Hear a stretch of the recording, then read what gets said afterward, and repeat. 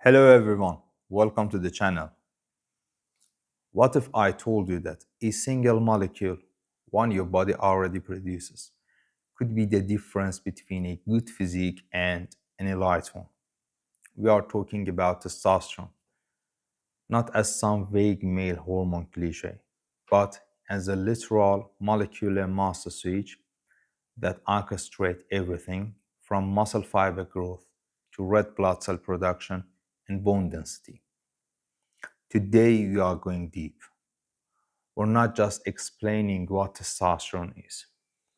We are going to dissect the mechanism of action, walk through the documented benefits and the sobering side effects, unpack the different esters and their half-lives, build realistic cycle frameworks, and critically, explain how to manage uncycled estrogenic side effects and how to attempt to restore your natural endocrine function once you come off. This is a serious, scientific, evidence-based exploration. No hype, no fear-mongering, no encouragement to break the law. If you're a fitness enthusiast, a coach, or someone who simply wants to understand the pharmacology behind physics, settle in. By the end of this, you'll not only understand the what, you will understand how and why. So, let's start at the cellular level. Because before you can understand the effects, you have to meet the androgen receptor. Imagine every skeletal muscle cell in your body has a lock on its nucleus. That lock is the androgen receptor, OAR. Testosterone is the key. When testosterone enters bloodstream, the vast majority of it, about 98%, is bound to carrier proteins like sex hormone binding globulin, which we call SHBG, and albumin. Think of SHBG as a storage shuttle. It keeps testosterone dormant. It's the roughly 2% of free, unbound testosterone that is biologically active and able to diffuse across cell membrane into the muscle cell. Once inside, if it doesn't convert to something else first, testosterone binds directly to the androgen receptor. Now, here is where the magic happens, and I need you to follow me carefully on the genomic mechanism. When testosterone locks into that AR, the receptor changes shape. This conformational change allows it to pair up with the protein called beta-catenin and then escort the entire complex into the nucleus. Once inside the nucleus, this complex acts as a transcription factor. It binds to specific regions of your DNA and flips the switch on genes that promote muscle building, an effect known as myogenesis, while simultaneously shutting down genes that promote fat cell creation, known as adipogenesis. To get technical, the ligand AR translocates into the nucleus where it binds T cell factor 4 and upregulates a protein called follistatin, which blocks the TGF beta pathway that would otherwise shut down muscle growth. But that's not the whole story.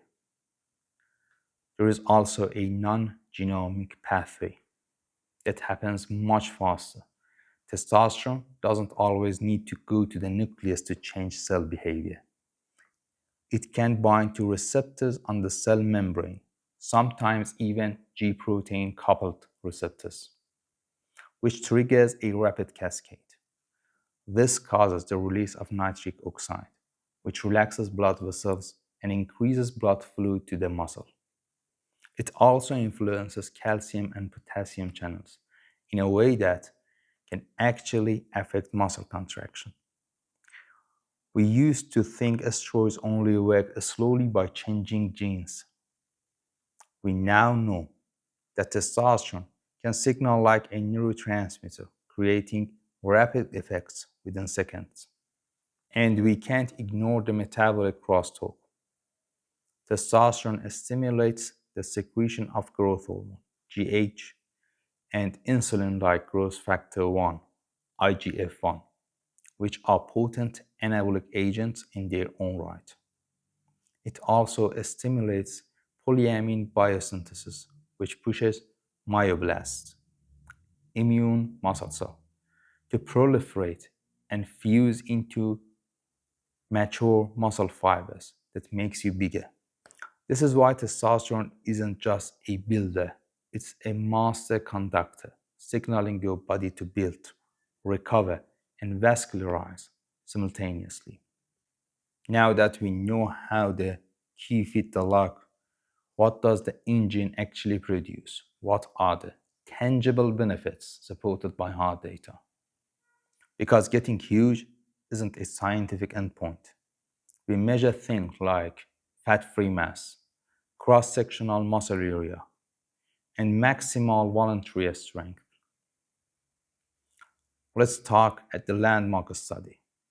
Researchers took 43 healthy normal men and divided them into groups. Placebo with no exercise, testosterone with no exercise, placebo plus exercise, and testosterone plus exercise. They gave the testosterone groups a whopping 600 milligrams of testosterone enanthate per week. That's supraphysiologic dose, meaning far higher than natural levels, for 10 weeks. Here is what happened. Even in the group that received testosterone but did absolutely no exercise, they gained significant muscle. Their triceps cross-sectional area increased by an average of 424 square millimeters, while the placebo group actually lost 81 square millimeters. Their bench press strength went up by 9 kilograms. But when you combine testosterone with heavy resistance training, the synergy is undeniable. The testosterone plus exercise group gained 6.1 kilograms over 13 pounds of fat-free mass in just 10 weeks. Their triceps area exploded by 1,174 square millimeters, and their squat strength increased by an astonishing 38 kilograms. That's nearly 84 pounds on your back squat. All right, now the side effect profile of exogenous testosterone, which is something you must treat with absolute seriousness. First, let's address the heart. The relationship between testosterone and cardiovascular health is frankly messy. Mendelian randomized studies, these are large genetic analyses, have produced conflicting findings. Most studies, however, indicate that high genetically predicted testosterone is associated with adverse cardiovascular outcomes, including an increased risk of thromboembolism, that's blood clots, ischemic heart disease, and heart failure. The TRAVERS trial, a major randomized controlled trial, found that bringing low testosterone up to normal didn't increase major cardiac events like heart attack or stroke, which is why some doctors say TRT is safe. But, and this is a crucial but, it did increase atrial fibrillation, other non-fatal arrhythmias, and kidney injury. And remember, these are clinical replacement doses, not the 600 milligram per week used in the muscle study we just discussed. Risk scales with dose, and high-dose bodybuilding protocols are sailing in uncharted waters compared to TRT data. Then we have the prostate. This is non-negotiable. Genetically elevated free testosterone is linked to a higher risk of prostate cancer. The Traverse study was only 2 years long, which is far too short to detect prostate cancer development, but it did find that testosterone increased PSA levels, which is a biomarker that can predict cancer risk years in advance. Let's also talk about the visible and the invisible. Exogenous testosterone shuts down your natural hypothalamic pituitary gonadal axis. Your testicles stop producing testosterone and they shrink. This is called testicular atrophy. It can be painful and psychologically distressing. You risk gynecomastia, the development of breast tissue in men. If testosterone converts too heavily to estrogen via aromatase enzyme, your lipid profile can worsen with HDL, the good cholesterol, often crashing, which is a major cardiovascular risk factor on its own. Androgen use can also cause polycythemia, where your blood count shoots up too high, turning your blood into a sludge and raising the risk of a stroke or clotting. With those risks established, let's manage expectation. What can someone realistically expect? If you're looking at a 12-week cycle of a long ester testosterone at around 500 mg per week, a common first cycle, and your training and nutrition are dialed in, you're not going to look like a Mr. Olympia. What the data and decades of anecdotal reports coverage on is typically a gain of 10 to 20 pounds of total weight. Some of this is water, estrogenic water retention from aromatization. Some is glycogen, and a solid portion is contractile tissue. The 6.1 kilogram or 13 pound of fat-free mass we saw in the study used 600 milligrams and heavy training in the controlled setting. So that's a loose anchor point for maximum contractile gain potential over 10 weeks. Be wary of anyone claiming they gained 30 pounds of solid muscle in 8 weeks. They gained water and fat, and they're confusing the scale with the mirror. The psychological aspect is also profound. Within a few weeks, you will feel a surge in libido, aggression in gym, and a sense of alpha well-being that is incredibly seductive. That feeling is the drug working. It's also the trap.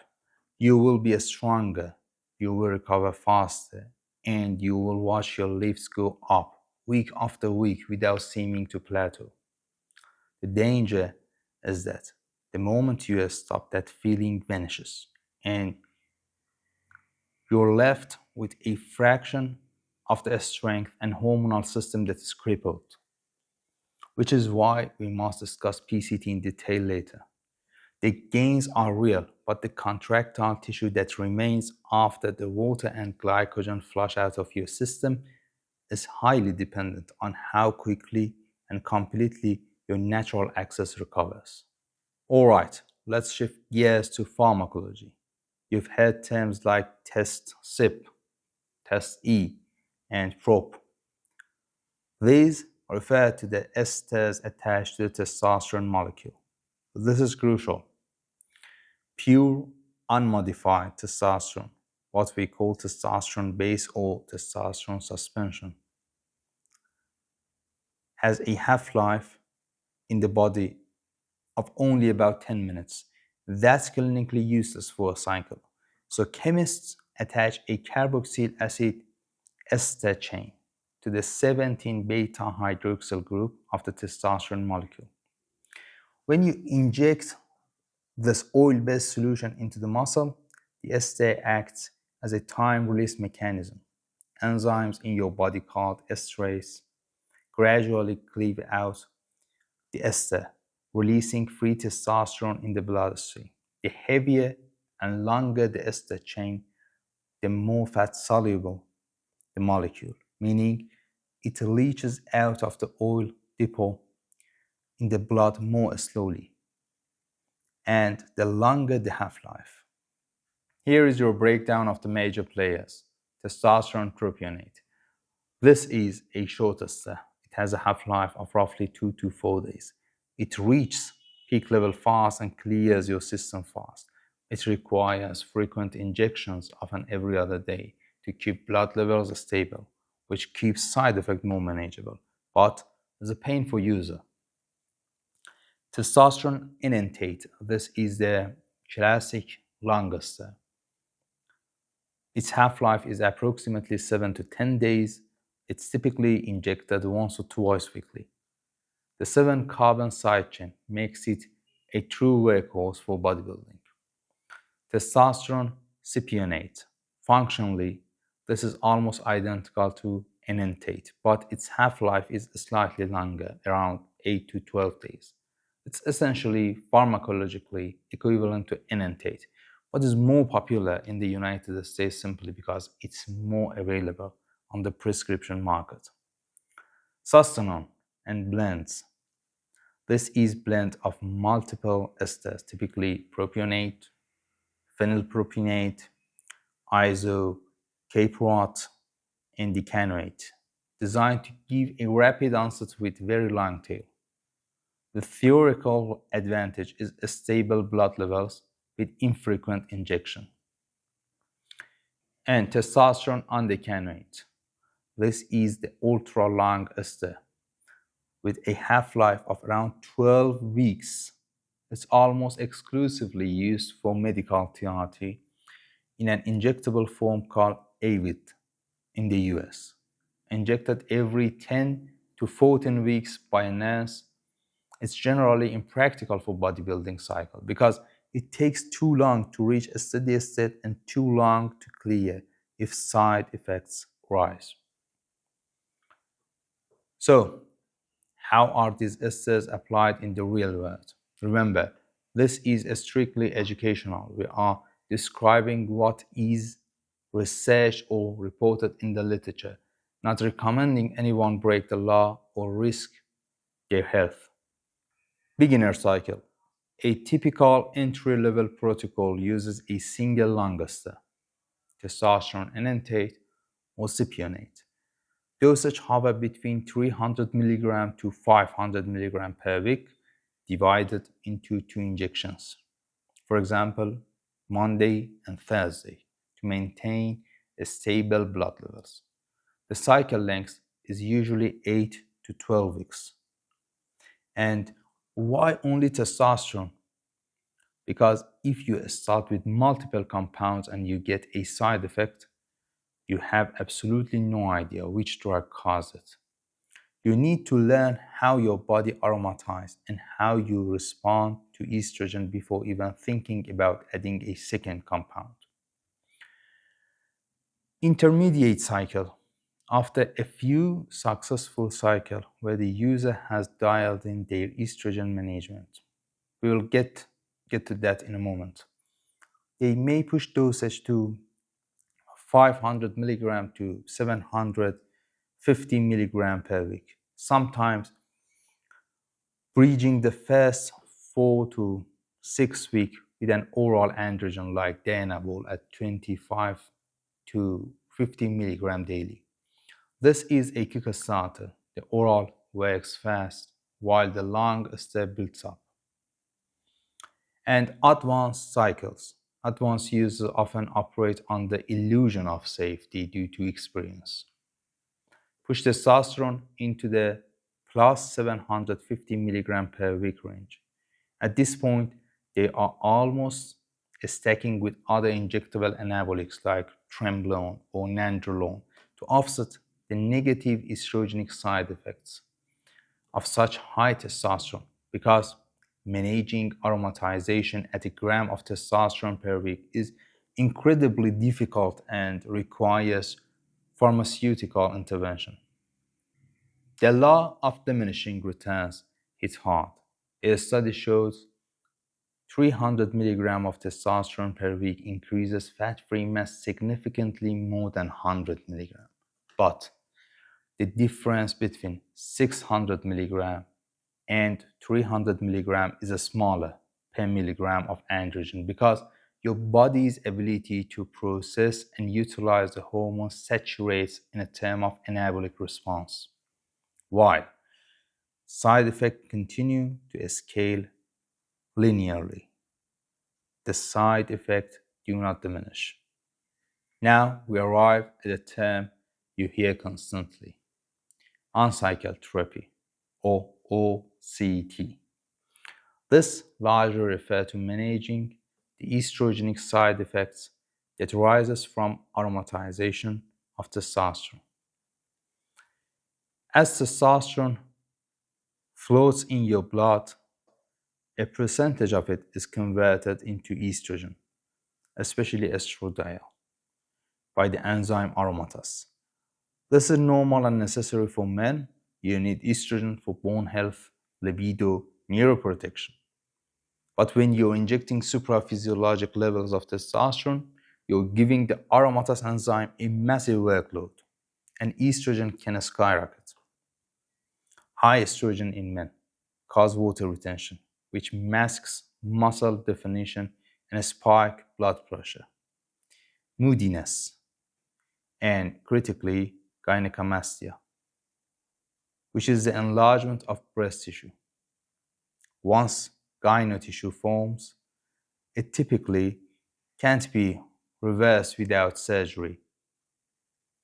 It can only be managed early. To control this, individuals use aromatase inhibitors, or AIs. The most common in bodybuilding circles are arimidex, anastrozole, and aromacin, exemestane. Anastrozole is a competitive inhibitor. It binds to the aromatase enzyme and temporarily blocks it. Exemestane is a suicidal inhibitor. It permanently binds and destroys the enzyme, meaning your body has to make new aromatase to recover estrogen production. A typical starting dosage found in user reports and forum analysis is 0.5 mg of anastrozole administered every other day, starting when high estrogen symptoms, typically around week 2 or 3 of a cycle, manifest. However, this is a powerful cancer drug. Using it blindly without blood work is reckless. If you crash your estrogen to zero, you'll feel utterly miserable. Your joints will ache, your libido will vanish, and your cardiovascular risk profile may actually worsen because estrogen is cardioprotective in men. The art of on-cycle AI usage is to suppress, not annihilate estrogen. And this, right here, is the most critical segment of the entire conversation: the post-cycle therapy, or PCT. This is where the science is often weakest and the bro science is dangerously rampant. Let's understand the catastrophe that happens physiologically when you stop injecting exogenous testosterone.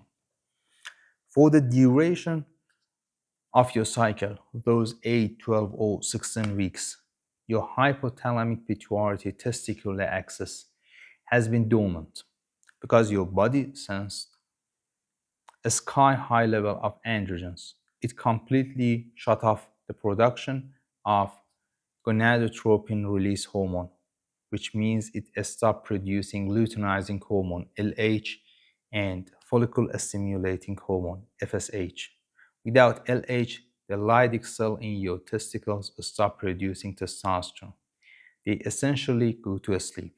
Now the cycle ends, the exogenous testosterone clears your system in a couple of weeks, and suddenly you have almost zero circulating androgens. You're hypogonadal. Essentially, you have clinically low testosterone. Meanwhile, your estrogen might still be elevated because aromatase activity persists. This is a catastrophic anabolic to catabolic shift. You lose muscle, you gain fat, you become depressed, you lose libido, and your strength plummets. The goal of PCT is to kickstart the hypothalamic pituitary testicular axis back to life. And to do it fast, how? There are two major pharmacological tools. One, SERMs, selective estrogen receptor modulators, like tamoxifen and clomifen, Novodex and Clomid. These drugs block estrogen receptors in hypothalamus. Think of it this way. Your hypothalamus is always checking the ratio of estrogen to testosterone to decide how much gas to give the engine. By blocking the estrogen signal, SERMs trick your brain into thinking there is a massive estrogen deficiency. So it screams at the pituitary to pump out LH and FSH. LH tells the testicles to wake up and produce testosterone. A typical evidence-based PCT following a moderate testosterone-only cycle might look like this. You wait for the ester to clear about 2 weeks after the last injection of Enanthate or Cypionate. Then you start with Clomid at 100 mg daily for the first 10 days, then 50 mg for another 10 days, alongside Novodex at 40 mg daily for 2 weeks, dropping to 20 mg for another 2 weeks. Now, what about HCG, human chronic gonadotropin? HCG mimics LH. It doesn't signal the brain. It directly stimulates the testicles. There is a bitter debate about its best use. Many experts with extensive clinical experience believe HCG should be used during the cycle at low doses, say 250 to 500 IUs twice per week, to prevent testicular atrophy from occurring at the first place, by keeping the Leydig cell functioning on life support. Using HCG during PCT is controversial because since it mimics LH, it actually suppresses the brain's own production of LH, which is the exact opposite of what you want during recovery.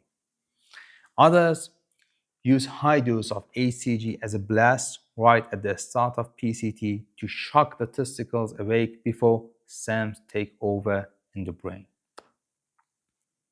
Here is a sobering reality. A 2025 study on recreational bodybuilders found that a spontaneous hormonal recovery after anabolic androgenic steroid cessation occurs, but it takes 6 to 12 months. PCT accelerates normalization, and specifically adding HCG to Clomid was associated with superior recovery of semen parameters and testicular volume. But there is no guarantee of full recovery. Some men never return to baseline, condemning them to a lifetime of TRT because they wanted to gain 10 pounds of muscle a few years ago. Let's pull back and look at the full landscape. We've unpacked the elegant, intricate machinery of androgen receptor, a lock that, when unlocked by testosterone, flips genetic switch to build muscle and burn fat. Scientific data confirms the power of supraphysiologic dose to add kilograms of lean mass and massive amounts of strength. We've also mapped the pathway of risk, cardiovascular stress that can be lethal, prostate acceleration that can lead to cancer, and a hormonal crash that can rob you of your natural vitality for months or years. Here is the bottom line. Testosterone is not a monolith. It's a propionate, an enanthate, a cypionate. It's an aromatase inhibitor and a post-cycle SERM. It's a careful calculation of half-life, milligram dosing, and injection frequencies. The deeper you look, the more you realize that this is a pharmacological maze where one wrong turn leads not just to lost gains, but to permanent health damage. If you're going to educate yourself on this topic, and clearly, if you watch this far, take this message away. Hormones are not Legos. You can just snap them into place and expect your body to function forever like it used to. Respect the complexity, respect the risk, and above all, respect the future version of yourself who will have to look back on the decisions you make today. Until next time, train hard, research harder, and stay safe.